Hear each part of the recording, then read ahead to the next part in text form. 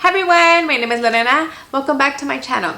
Today I wanted to share with you my stories for my C-section and my VBAC. Compare them. How was the aftermath? How was my recovery? How was the baby? What were the medications I took?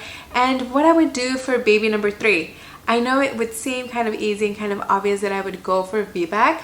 However, that's not 100% the case, and I'm gonna tell you why. And so I just wanted to share this information with you because I truly believe the more we know, the more we are informed, the more we know about other people's experiences, the better we are able to make choices for our bodies and for our babies. Let's get started.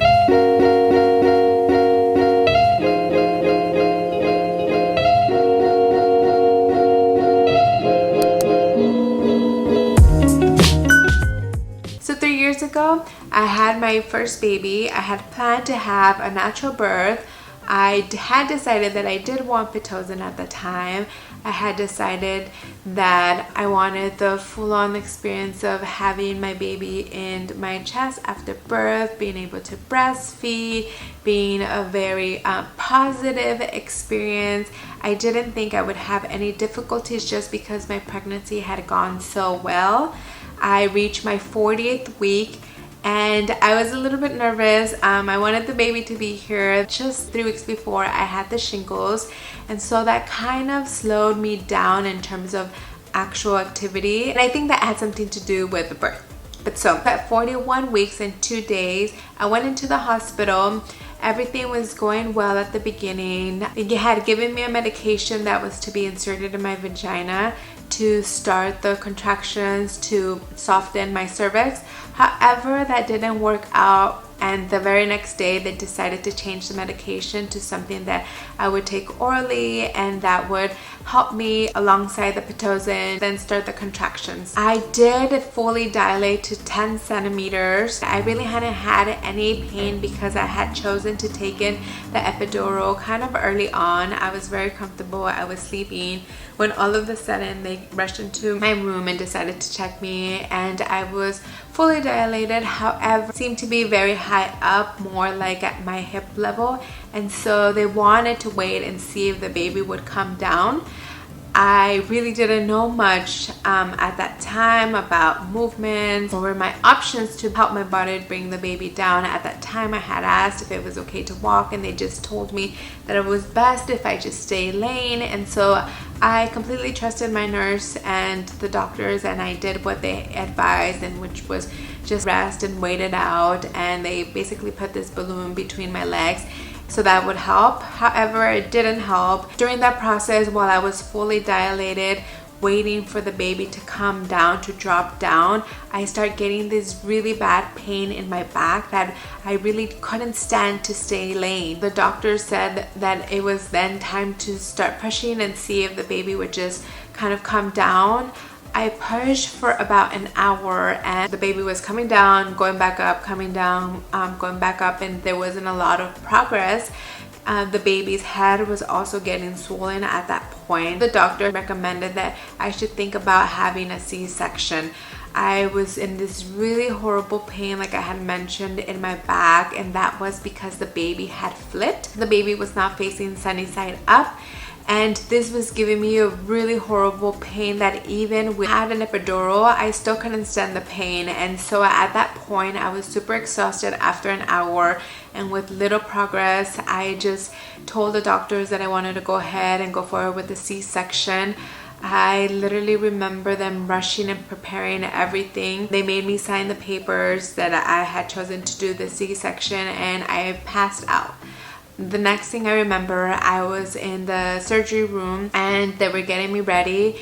They had given me some extra medication there to numb everything, and that's when I found relief. I remember I was completely shaking at that point. I was so cold because of all the medication. After that, everything went so fast. In no time, Juliet was out and healthy, and they had wrapped her up and given her to my husband. At that time, I didn't know that I could ask for skin to skin, even though I had had a C-section. I hadn't really looked into C-sections before, and so I wasn't informed. I didn't know I can make that option. I didn't know I can make that request. And so they really just wrapped her and gave her to my husband. My husband was able to see her and cut her umbilical cord and have a nice moment with her. I remember him looking into her eyes and her looking into his eyes. It was the cutest thing ever. But at that time, I was very happy that she was healthy, that she was perfect. And to me, they just finished me up and they put me into a recovery room, which then I was still shaking uncontrollably. I was super cold. I remember them putting a ton of blankets on top of me. I was able to breastfeed right away when I was in the recovery room. That's when they first gave her to me to breastfeed, and she latched on and everything was perfect after that. She was a perfect baby, and as far as it went for me, I was able to walk that exact same day. I gave birth around 8 o'clock. 2 o'clock I was able to walk a little bit. I do remember that I also went to the bathroom that exact same afternoon. Later on in the day, I made a little bit more, a few steps, just because it was advised that I kept movement for my recovery. And I do remember I was under pain medications. Third day and fourth day came around, and I really tried to hold on to as much as I possibly could about getting more and more medications, taking longer periods of time so that I wasn't depending on those medications. I'm just that type of person that I don't like to be in a lot of medication. So I would say that for the first 3 to 4 days I was under pain medication, but afterwards when I came home, I completely only took it when I really needed it, which was 1 in the morning, and then I would really try to hold on to not taking it anymore until the next day. And so that went really well. I have stairs here in my home, and I remember going up and down the stairs that very first day. I tried not to do it as much as possible. I really wanted to recover. My recovery was 100% on the faster track, where everything went well, where she was healthy, and it was really more an emotional thing to feel afterwards. And not having been able to do a vaginal birth experience, the skin to skin, the least medications as possible. And so a year and 3 months later, we tried again and we successfully conceived baby number 2. At that point, I knew that I wanted to learn as much as possible about having a VBAC, what it would take to do a VBAC, if it was possible. I talked to my OB at that time, who had been my OB with my first pregnancy, and she told me that maybe I would benefit more from an elective C-section, and maybe my body wasn't meant to give birth naturally, and kind of made me mad, and it made me seek for help outside of her. Luckily, I was able to see a chiropractor who totally believed in me having a VBAC, knowing what my first birth had looked like, and he recommended me a second OB. I actually made a video about what helped me have a successful VBAC, what were the changes that I made in comparison with my first. I'll link that video for you guys below. But overall, having a different set of people that believed and that had confidence and that wanted the successful VBAC for me, I really informed myself of what were the scenarios in which you absolutely need a VBAC. If those categories, if those things were something that happened to me and they really weren't, I knew that I could fully dilate. I knew that I can prepare my body in other ways so that the baby would drop, which was the main thing. My baby hadn't dropped. That's why I wasn't able to successfully push my baby out. Coming to the delivery, I was able to fully dilate by myself at home. It was very painful. I arrived to the doctors and I knew that I wanted an epidural if it was possible. They allowed me to have the epidural, and so I was able to have a breather and deliver my baby pretty comfortably. I did have that back pain again, similar to my pregnancy number 1, and so it was a very painful car ride. When I got to the hospital, I went on all fours just because I couldn't sit on my back, and I remember them telling me, can you lay on your back so they can check me? And I was just like, no, I need to be on all fours because this is very painful and this is what I feel like my body needs to do right now. And I truly believe that the baby flipped and that period of time because I did know that my baby once again was sunny side up. And even though the baby was sunny side up, I had talked to my OB about that and he was okay with delivering a baby like this. He was actually a doctor that was known for delivering breech babies and for delivering babies that were the opposite way. This was kind of his specialty, why other women would seek him, because there's not a lot of doctors that do breech baby. He's kind of more of an old school doctor, very experienced doctor, and so that's why I ended up going with him, because it gave me a lot of confidence in that aspect. But like I said, when I arrived to the hospital, I was on all four. I was kind of swinging my body, and I do remember feeling something in my belly, something like the baby had been moving, was moving, and I truly believe that that was the moment the baby just kind of fixed itself, moved itself, and placed itself correctly. Because when I gave birth, the baby was facing the right way. It was a very easy to push delivery. And then also then decided not to have the Pitocin that follows after the birth. I actually just looked it up to refresh myself, and it says that Pitocin after birth is given to prevent and treat postpartum hemorrhage. It says that it's to control the bleeding after childbirth. I decided not to have it. I had a conversation with my doula about having the least possible medication, and so that was my personal choice. However, I did bleed more than I should have. Initially, everything seemed okay, but then the next day, I remember they checked my blood count and I was very low, so much low that they had actually thought that I needed a blood transfusion. I, for some reason, was kind of hard-headed and said, I'm okay, I don't need the blood transfusion, I feel okay, everything's okay. And I was really just anxious to come home and have my baby at home with COVID, with everything, and also because I had my my older one at home with my mom. I really just wanted to get home with her, and I knew that I had had this successful vaginal birth, and I just wanted to get home and rush to be home. I feel like I shouldn't have done that. I feel like I should have stayed an extra day to make sure that I was okay. Maybe have chosen to do that blood transfusion, but so I didn't, and I went home and I had this kind of ear pop sensation in my ear. I had a little bit of pain in the back of my head, and I kind of went a little paranoid, thinking that maybe I did need a blood transfusion, that maybe something was wrong. And I remember contacting my OB. He told me to take my blood pressure, and at that time when I did, everything was okay, and so he told me not to worry about it. Took his word for it, and as the day went on,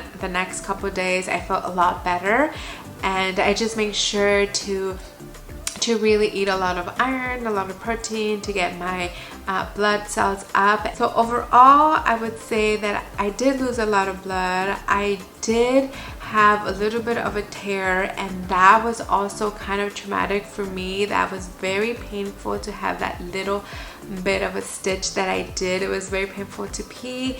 It was very painful to have sex afterwards. It was uncomfortable, it was painful. I actually avoided having sex even after they told me that I was okay. After, what is it, the 6th week that you go, or 4 weeks that you go get checked to make sure that everything is fine and get kind of the green light to continue your normal activities. I postponed myself to have sex because I didn't feel comfortable with my vagina at this point. I didn't feel like it was fully recovered, and so I just remember telling my husband that it still hurt, and I just avoided it. And then when we did have sex for the first time, I remember being very painful, very uncomfortable. I really remember thinking, is this how it's going to be? Is it not going to be enjoyable from this point forward? What have I done to my vagina? It's not the same. I remember telling him, did it feel the same? Because it wasn't the same for me. I actually went back to the doctor to make sure that it looked good, and my doctor told me that it did look normal, that everything had looked fine. However, because of the tear, just with the C-section, the same thing with the scar, you kind of lose sensation, or you kind of have this this kind of pain in the skin of where the tear was, and it takes a little bit of time It can take up to a year to recover, to loosen that pain. And so that was the case for me. It took a while for me to lose that pain. And so again, I had this tear. Sex was not enjoyable right after birth, and I had bled a lot, and that had really scared me, and I had almost needed a blood transfusion. I went home and I kind of stressed about that. And so to me, my personal experience, that was a little bit more traumatic than my C-section. So for the C-section, I did have this scar, and the attachment, the stitches came off by themselves. I do remember that I slowly started to massage it. I slowly started to feel a little bit more sensation in my scar.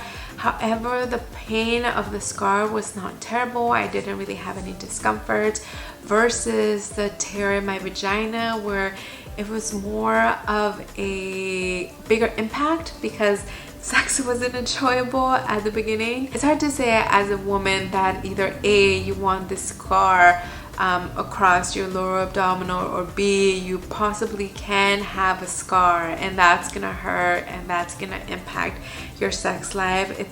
It's really a hard decision. It's not easy. For me, it wasn't easy for me to say that one was better over the other. However, in terms of the baby, in terms of having the least medication, that was really good for the vaginal birth, right? And that's what also really counts for me, the fact that Penelope was healthy and that she was able to be delivered with the least amount of medication, just some epidural that was given to me at the last minute, which really didn't have time to make it to her. And that gave me a lot of peace to know that she was under no medications whatsoever and delivered very healthy. One thing that I also did want to compare in terms of having a vaginal and a VBAC birth, in terms of the way the babies look. When Juliet was born, she was a perfect baby, perfect looking baby, you know, perfect cheese, plushed, beautiful, gorgeous baby. And when I looked at Penelope for that first time,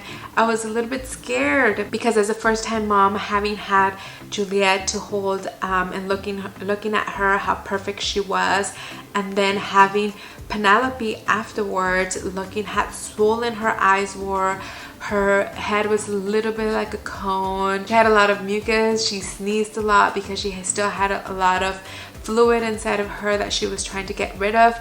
And that to me was a little bit scary. I would say that it's a little bit of a shocker to see your baby get all beat up while coming out through your vagina. When I look at Juliet, she was perfect. She didn't have to go through this trauma of going out through my vagina, and Penelope did. I know it's normal and they recover. Penelope was less swollen within a week or two.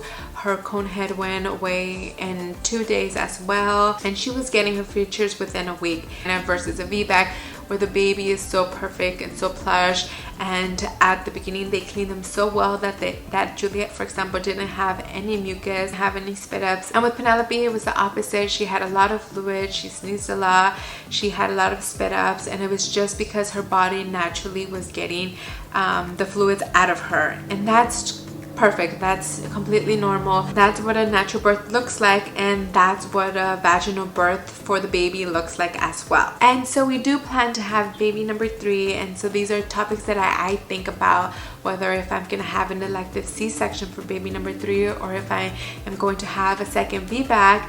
And to be honest, I'm gonna say that for right now I am planning to go with the VBAC, just because I know that I still want my baby to have the least amount of medication. I want it to be as natural as possible, even though it is really painful, to go and fully dilate without medication.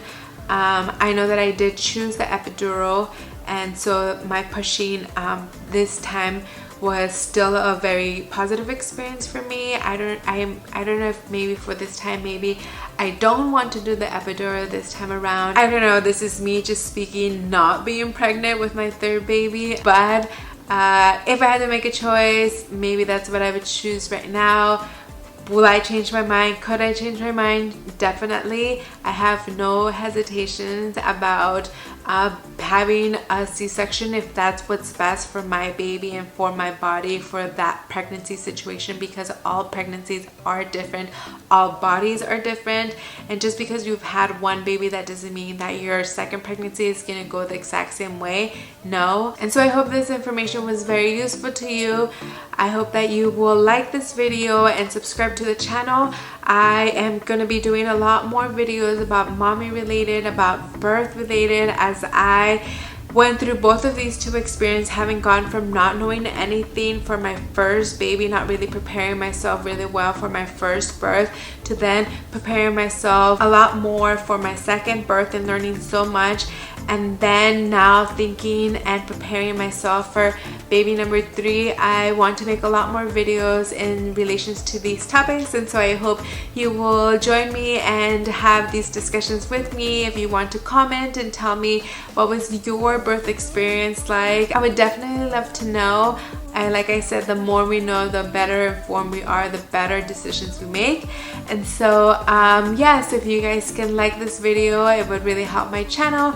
And see you next time. Bye.